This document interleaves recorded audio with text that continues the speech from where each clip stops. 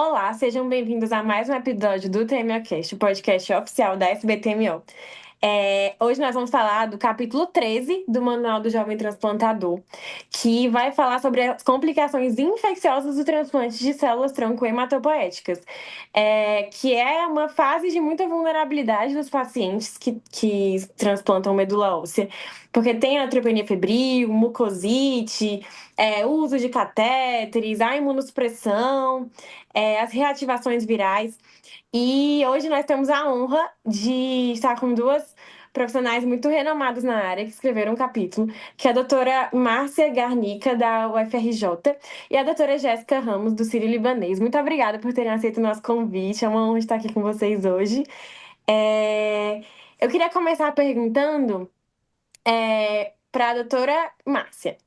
Para dar uma apanhada inicial. Por que as infecções ocupam um papel tão central no cuidado do paciente no paciente transplantado? Da imunossupressão, mais ou menos assim, o que acontece? Beatriz, bom, primeiro eu fico muito feliz com o convite. Eu, Jéssica e Clarice, né, que estavam com a gente no capítulo. Então, assim, vamos falar, né, por que a infecção é tão importante? Bia, como você antecipou, né, o paciente transplantado, na verdade, ele não fica doente no momento que ele vai fazer o transplante. É um paciente, quando a gente fala de transplante de medula óssea, né, transplante de célula-tronco hematopoética, é um paciente que já vem com histórico ali de alguma doença que, na grande maioria das vezes, já é imunossupressora por si só. Então, ele já chega para a gente com histórico, né, ou de eventos ou de riscos que ele vai ter sido submetido ou ter passado até chegar naquele momento do TMO. E é super interessante, assim, claro que nós somos suspeitas, somos infectologistas, então a gente adora essa área, mas são pacientes que são muito diferentes um paciente para o outro, porque cada um vai ter uma história, vai ter uma doença de base, vai ter uma história do tratamento daquela doença de base completamente diferente, isso para a gente antecipar os eventos. Então, eu já imagino que se o paciente for fazer neutropenia, se é um protocolo que prevê ali um condicionamento mieloablativo, eu já sei que ele vai ter neutropenia, vou ter uma expectativa do tempo de neutropenia, assim a gente vai modulando o que a gente espera. E tem outros pacientes que não vão ler o livro, como a gente fala sempre, e a gente vai ter outros eventos acontecendo. Mas as infecções, né, até para trazer um dado, elas continuam sendo os eventos que mais estão associados a óbito nos pacientes transplantados, tanto da mortalidade precoce quanto da mortalidade tardia. Isso não só nas cortes brasileiras, e a gente tem os dados, né, reportados pelo Brasil para o CIBMTR, mas também nos Estados Unidos, Europa, etc. Então, as infecções são muito desafiadoras para a gente. Sim. E falando nessa antecipação, né, que a gente sempre tem que pensar, quais são os cuidados que a gente tem que ter no pré-transplante? Pode falar um pouquinho, doutora Jéssica? Posso sim, Beatriz. Obrigada mais uma vez também pelo convite. É uma honra estar aqui. Eu acho que é fundamental a gente ter uma avaliação pré-transplante com um olhar infeccioso também. Então, vocês já fazem inúmeros exames, provas de função pulmonar, avaliam o score de mortalidade. E esse olhar infeccioso, tem que ser também muito atento, né? Não só do ponto de vista de sorologias, de risco, de reativação de infecções prévias. Então, tem as sorologias mandatórias lá, inclusive pelo Ministério da Saúde, para o doador, né, para o sangue, para a medula que vai ser infundida e para o receptor, mas a gente precisa ir além. Então, além de lembrar das sorologias, a gente precisa saber o histórico de infecções do paciente, a gente precisa saber viagens, áreas de procedência. Às vezes esse paciente vem aqui, por exemplo, às vezes para a região centro-oeste, sudeste, sul, e ele tem viagem, ele morou numa região que tenha incidência de malária, então esteve na região norte, já teve malária, ou vem com uma epidemiologia positiva para a doença de Chagas, que são coisas nossas que vocês não vão encontrar em outros artigos e que a gente contemplou aí no manual, que são sorologias, testes que a gente precisa fazer. Então, avaliar sorologias gerais e específicas do nosso meio, avaliar infecções prévias, como a Márcia falou, a história dele não começa naquele momento, ele vem aí de, às vezes, outras instituições, então é importante a gente fazer um resumo bem feito, né, do que aconteceu durante o tratamento da leucemia, durante o tratamento desenvolvimento do mieloma desse paciente, o que que ele já viveu, contato em casa. Então, se tem bichinho de estimação, se tem contato com criança pequena que vai para a escolinha, que vai para a creche, que está vacinando, um exame físico buscando infecção. Então, aí o Grupo do Rio também tem publicação mostrando a chance da gente, de uma simples onicomicose, ter grandes tragédias aí de fusariose disseminada. Então, essa avaliação pré-transplante, ela contempla tudo isso, né? Episódios infecciosos históricos de exposição ocupacional, exposição à tuberculose, sorologias, porque aí com isso a gente já filtra melhor o que que a gente vai fazer de profilaxia, tem alguma infecção que eu tenha que tratar antes, né, de liberar o condicionamento, e o que que eu preciso vigiar com mais atenção. Então uma discordância para toxoplasmose entre o doador e o receptor. Poxa, deixa eu ficar mais atento a isso no período antes do Bactrim, antes da profilaxia entrar. Então, é fundamental essa avaliação pré-transplante com esse olhar das complicações infecciosas. Muito bom. E pensando nessa parte de sorologia, queria que vocês falassem um pouquinho do CMV, qual que é a grande preocupação com o CMV, por que que a gente se preocupa tanto, o que que a gente tem de medicação. Pode ser para as duas. Pode falar um pouco. Então, a gente vai Eu acho fazer que a um gente tem. jogral. A gente adora, né? A gente faz um jogral aí, mas eu acho que assim, a gente avançou muito. Se tem alguma coisa que melhorou recentemente, então que a sua geração, Beatriz, vai ver diferente do que a gente vivenciou, é esse manejo de citomegalovírus no pós-transplante. A gente colocou isso no manual, né? Então, o que que a gente tem? Idealmente, sorologia, né, do receptor e do doador, saber que o receptor soropositivo ele tem uma mortalidade aumentada pelo simples fato dele já ter visto o CMV na vida dele, e que aí, dependendo do risco, né, da intensidade de imunossupressão que é dada pelo tipo de doença, pelo tipo de condicionamento, pela soroconcordância ou sorodiscordância com o doador, a gente vai ter uma chance maior ou menor de reativação, mas que é uma chance ainda tão alta e tão frequente que a gente começou a ter disponível de 2017 para cá no mundo. E no Brasil, infelizmente, a gente só tem em serviços privados e alguns serviços públicos de excelência, por exemplo, o Hospital de Jaú conseguiu implementar, mesmo em pacientes do Sistema Único de Saúde, a profilaxia com o letermovir, que eu acho que é a grande virada, né, Márcia? Não, exatamente. Então, assim, primeiro a gente tem que, como a Jéssica deixou claro, a gente está no Brasil que tem uma soroprevalência absurda de CMV. E não só em adultos, também em pediátricos, né? Então, a gente está falando de uma população sistematicamente soropositiva. E os doadores e receptores, às vezes a gente pode ter essa discordância, o que vai trazer para a gente também um desafio um pouco maior. Importante até a gente falar, né? A gente acaba sempre falando transplante, às vezes se reportando mais para o halogênico, mas lembrando que a gente tem muito autólogo sendo feito com pacientes, né, que são soropositivos para CMV, mas essa é uma população que a gente não se preocupa muito, porque a restituição imune vai ser muito rápida. Embora, né, Jéssica, a gente já começa a ter alguns grupos muito específicos onde a gente possa começar já a se preocupar com CMV no pós-autólogo. Mas daí são grupos específicos. Um paciente HIV que transplantou para um linfoma que foi muito tratado, coisas muito pontuais. Mas o grande problema é onde a gente realmente precisa ter uma estratégia bem definida é no halogênico. Como a Jéssica falou, infelizmente a gente não consegue dar profilaxia para todos, né? Hoje, a recomendação seria todo paciente receptor, quer dizer, o receptor soropositivo já tem indicação de fazer profilaxia, mas a gente tem que lutar por acesso. Mas mesmo tendo a profilaxia, o que a gente precisa em relação a centros transplantadores, a gente precisa ter diagnóstico. Então, a gente precisa ter um diagnóstico para identificação de viremia, né, muito rápido e muito atuante.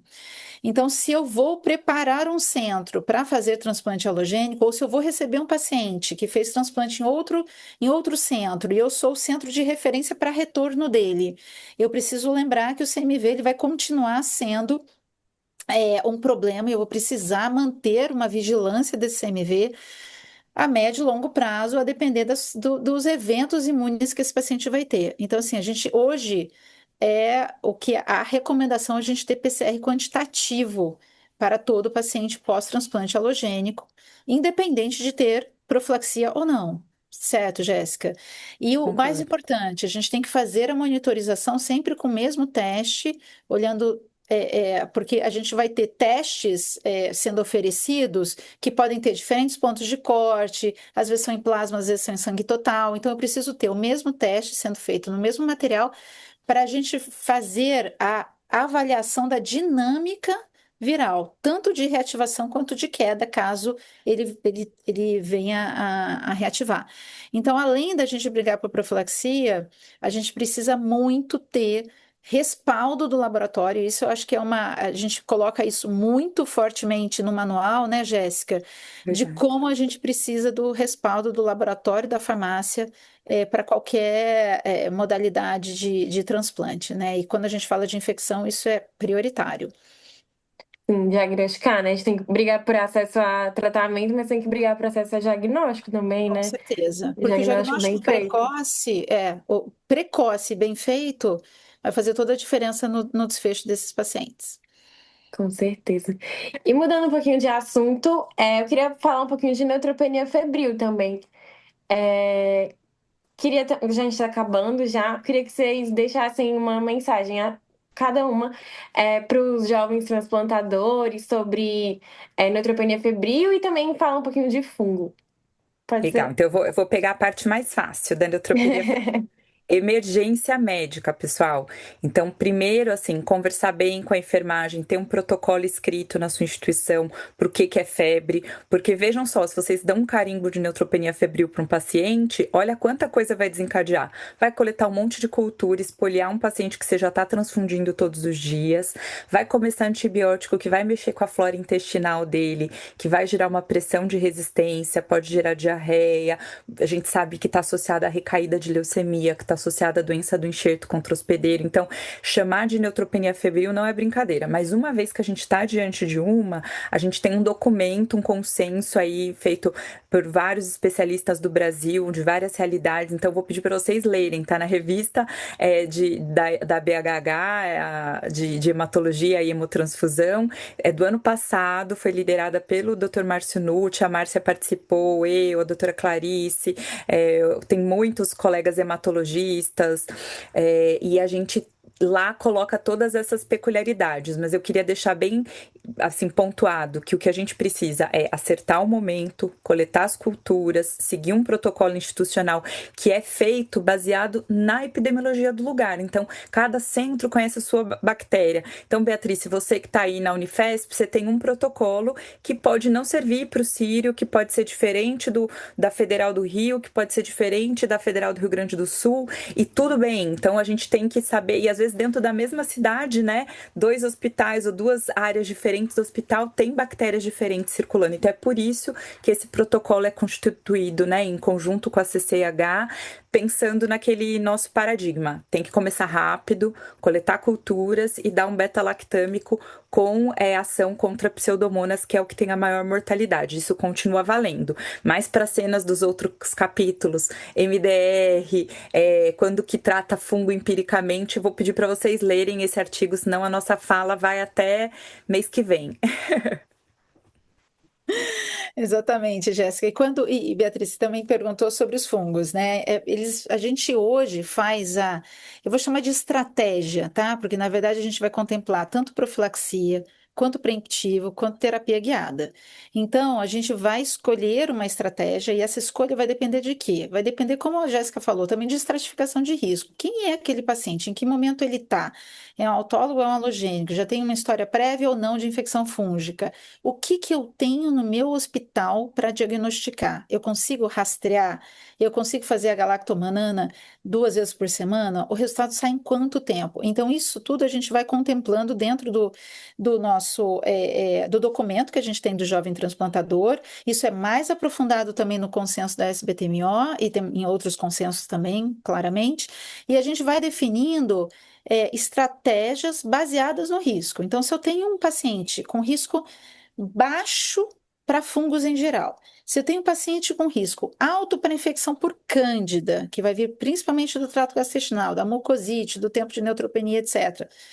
E baixo para infecção por fungos filamentosos, como aspergillus e fusarium, meu pacote de estratégia vai ser diferente. E quando eu estou num paciente de mais alto risco, ou porque ele vai ficar neutropênico por longa data, ou muitas vezes porque ele já foi exposto, e a gente já tem uma documentação prévia, a gente vai para outra estratégia, tá?